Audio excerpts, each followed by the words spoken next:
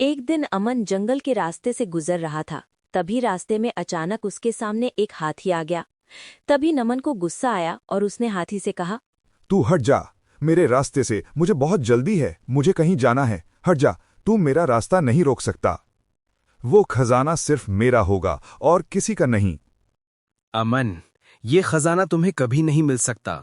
तुम बुद्धिमान हो सकते हो, पर लालच और घमंड तुम्हें रोक देंगे। मैं तुम्हें आगे नहीं जाने दूंगा। तुम्हें पता नहीं है, जो भी उस खजाने की तलाश में गया है वो कभी वापस नहीं आया। तुम्हें पता नहीं मैं कितना घमंडी इंसान हूं। मैं उसे हासिल करके रहूंगा। तुम मेरी जान ले लो पर मैं पीछे नहीं हटूंगा। एक रामपुर नाम का गांव था। उस गांव में दोस्त रहते थे। अमन जो गरीब और लालची था, और मोहन जो चालाक और बुद्धिमान था। फिर एक दिन अरे यार अमन, अब हम दोनों थक गए हैं। इतनी मेहनत करने के बावजूद भी हमारी गरीबी कम क्यों नहीं हो रही? दिन भर खेत में काम करते हैं, फिर भी कुछ हाथ नहीं लगता। क्या यही है हमारी किस्मत? क्या हमारी किस्मत में कोई अच्छा काम नहीं लिखा है? हाँ यार, तू बिल्कुल सही कहता है। ये गरीबों वाली जिंदगी कभी आसान नहीं होती। मैं तो बहुत थक गया हूं खेतों में काम करते करते। लगता है जैसे हमारी मेहनत धूल बराबर है, जो हवा चलने पर उड़ जाती है। अब और इंतजार करने का कोई फायदा नहीं, कुछ करना ही पड़ेगा। लेकिन हम क्या कर सकते हैं? चलो आज हम अपनी किस्मत आजमा कर देखते हैं। हो सकता है आज कुछ ऐसा हो जाए जो हमारी जिंदगी बदल दे। इतना कहकर दोनों गांव के रास्ते से गुजर रहे थे कि तभी दो आदमी आपस में बात करते हैं। अरे तुम्हें पता है, जंगल में एक साधु रहता है जो किसी का भी भविष्य बता देता है। सुना है जो भी उसके पास जाता है उसकी किस्मत पूरी तरह बदल जाती है। हाँ भाई, मैंने भी यही सुना है। सोच रहा हूं आज ही जाकर साधु महाराज से अपना भविष्य पूछ लूं। शायद मेरे लिए भी कुछ अच्छा हो। वही तो, इतने बुद्धिमान साधु भगवान ने ही भेजे होंगे जो किसी की तकदीर बदलने के लिए आए हैं। जो उन्हें सही समय पर मिलता है उसका जीवन पूरी तरह बदल जाती है। हाँ, चलो आज ही कोशिश करते हैं। देर करने का कोई फायदा नहीं। शायद हमारे नसीब में भी कुछ अच्छा लिखा हो। ये दोनों की बातें दोनों दोस्त सुन लेते हैं और कहते हैं, सच में अमन, उस जंगल में कोई साधु है। चलो हम भी उसी साधु से मिलने चलते हैं। आखिर हमें भी तो अपनी किस्मत बदलनी है। शायद यही हमारी किस्मत बता दे। हाँ यार, कह तो तू सही रहा है। गरीबों की जिंदगी से मैं बुरी तरह थक गया हूं। अब और मेहनत करने से ज्यादा जरूरी है सही राह पकड़ना। चलो आजमा कर देखते हैं, शायद आज हमारी किस्मत बदल जाए। फिर दोनों घने जंगल में इधर उधर भटक रहे थे। कई घंटे बीत चुके थे पर उन्हें साधु नहीं मिले। अरे यार, मैं तो इतनी देर से ढूंढते ढूंढते थक गया हूँ। यहाँ पर तो कोई साधु ही नहीं दिख रहा है। कहीं हम बेवकूफ तो नहीं बन गए? शायद उन दोनों गांव वालों ने हम दोनों को देखकर मजाक किया हो। कोई बात नहीं दोस्त, हमें धैर्य रखना होगा। शायद अभी सही समय नहीं आया। हमारी किस्मत में अभी और भटकना लिखा है। तभी उनके सामने अचानक एक साधु उनके पास आते हैं। ओह, तो तुम आ गए अपनी किस्मत आजमाने। तुम्हारे साहस और धैर्य ने तुम्हें यहां तक पहुंचाया है। क्या मतलब है हे साधु महाराज? तुम्हारा कहने का क्या मतलब है? हम कुछ नहीं समझ पा रहे हैं। तुम्हारे भाग्य में कुछ और ही लिखा है। तुम में से एक अच्छे दिल का है और एक तेज बुद्धि वाला। दोनों की ताकत अलग अलग है, पर दोनों का भविष्य महत्वपूर्ण है। ये आप क्या कह रहे हो साधु महाराज? क्या लिखा है हम दोनों के भविष्य में? कल रात मुझे एक सपना आया और मेरे सपने में भगवान ने कहा कि तुम्हारी किस्मत का बंटवारा मेरे हाथ से होगा। अब तुम दोनों दोस्तों को ही तय करना है कि किसे किसका भाग मिलेगा। इतना कहकर साधु मंत्र पढ़ते हैं और दो बक्से उनके सामने आ जाते हैं। ये 2 बक्से हैं। एक में खजाना छिपा है और दूसरे में मिट्टी। दोनों बिल्कुल एक जैसे लगते हैं। जो बक्सा तुम चुनोगे वही तुम्हारी किस्मत होगी। पर याद रखना, किस्मत का असली रंग तुरंत नहीं दिखेगा। इसे तुम्हें 9 महीनों तक सुरक्षित रखना होगा, तभी सच सामने आएगा। तुम धैर्य रखना और समझदारी से चुनाव करना। जिंदगी में कभी कभी छोटे फैसले भी बहुत बड़ी किस्मत बदल देते हैं। अब तुम किस्मत को चुनोगे। जो भी तुम चुनोगे वही तुम्हारा भविष्य तय करेगा। तभी उनमें से एक दोस्त सोचता है, अगर मैं अपनी चतुराई दिखाऊं और थोड़ा चालाकी से काम लूं तो शायद साधु को बेवकूफ बना सकूं। सही समय पर सही निर्णय लेना ही सबसे बड़ी ताकत है। अब जो तुम दोनों में सुधार रखेगा वही अपनी किस्मत बदलेगा। ये बक्सा सही रहेगा, इसमें मेरी किस्मत छुपी है, मैं इसे ही चुनूंगा। ठीक है, मैं इसे अपनाऊंगा, शायद यही मेरी किस्मत का रास्ता है। किस्मत का असली रंग अभी सामने नहीं आया है। दोनों बक्से खोलकर मत देखना। इसे 9 महीनों तक सुरक्षित रखना। 9 महीनों बाद ही तुम्हें सच दिखाई देगा कि किसने किस्मत में क्या पाया है। ठीक है, अब मैं इस बक्से को नहीं खोलूंगा, इसे 9 महीनों तक संभाल कर रखूंगा। जैसा आपने कहा, धैर्य रखना ही असली ताकत है। हाँ, मैं भी इसे नहीं तोड़ूंगा। 9 महीनों तक संभाल कर रखना ही अब मेरी जिम्मेदारी है। फिर दोनों दोस्त बक्से को लेकर अपने अपने घर की ओर चल देते हैं, मन में उत्सुकता और थोड़ी घबराहट के साथ। अब देखना 9 महीनों भर बाद सच क्या निकलता है। समय आने पर सामने आएगा। अब बस संयम और धैर्य ही मेरा साथी है। फिर जैसे ही कुछ देर बीतते हैं, अब और नहीं रुक सकता, मुझसे तो और इंतजार नहीं हो रहा है। क्या इस बक्से में सच में सोना है? और 9 महीने कैसे इंतजार करूं? अगर इसे अभी खोल लूं तो सारी गरीबी खत्म हो जाएगी। हाँ, यही सही रहेगा। इतना कहकर बक्सा खोल देता है और उसमें कुछ नहीं निकलता है, सिर्फ मिट्टी निकलती है। क्या साधु बाबा ने मुझे बेवकूफ बनाया? सोना खजाना बताकर हमें खाली बक्सा पकड़ा दिया। इसे देखकर तो मेरा गुस्सा और बढ़ गया है।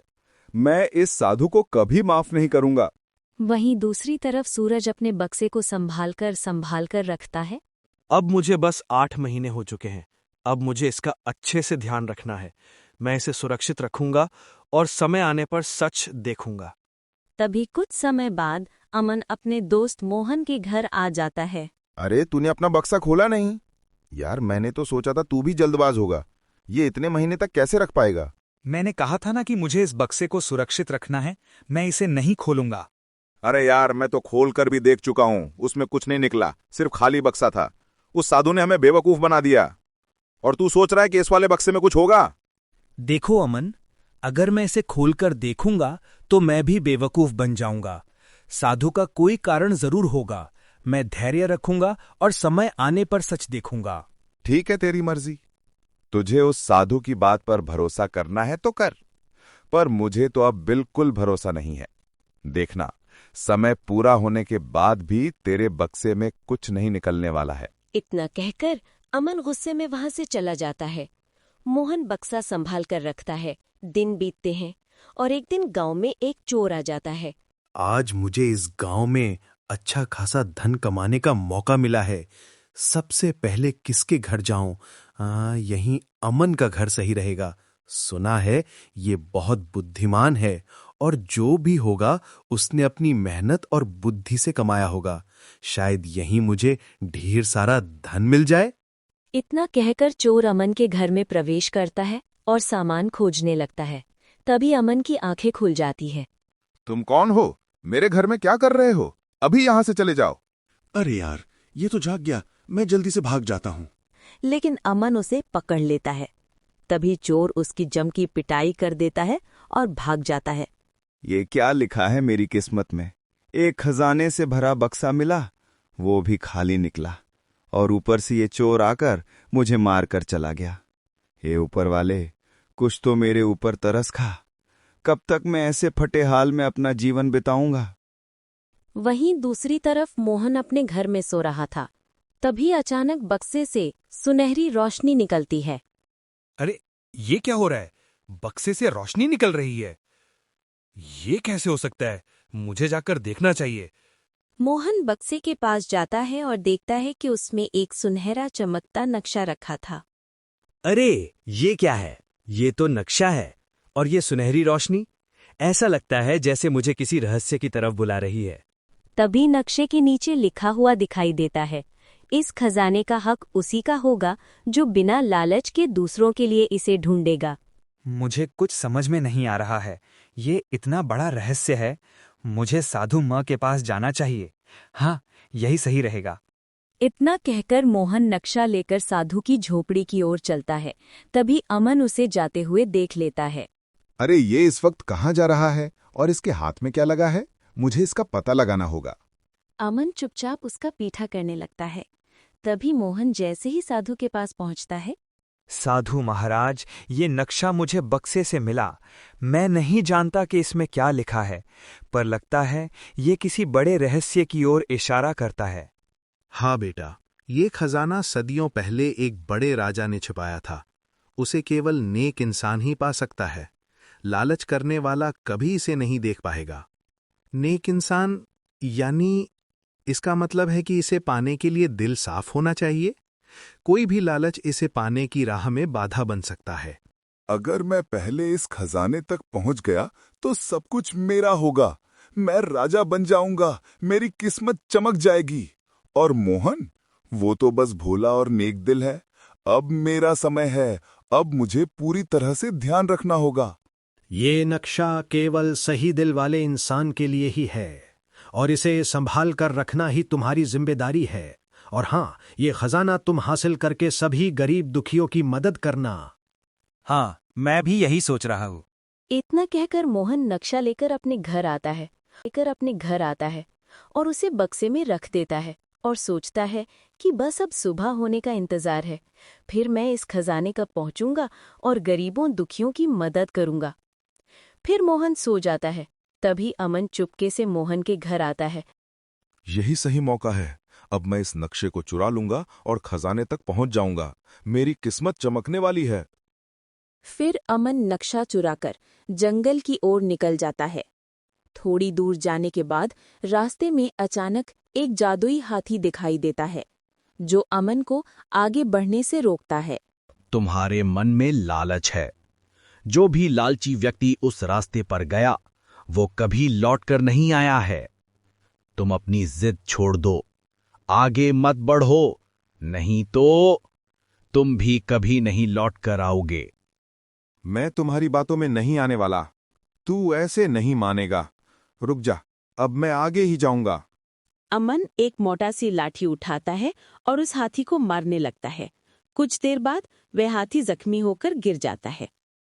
अब आया तुझे समझ में कि मेरा रास्ता रोकने का क्या अंजाम होता है।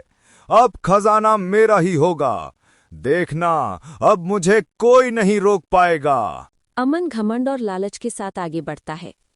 वहीं दूसरी तरफ जैसे ही सुबह मंगल उठता है तो नक्शा नहीं देखता और परेशान हो जाता है। अरे, नक्शा तो मैंने यहीं पर रखा था।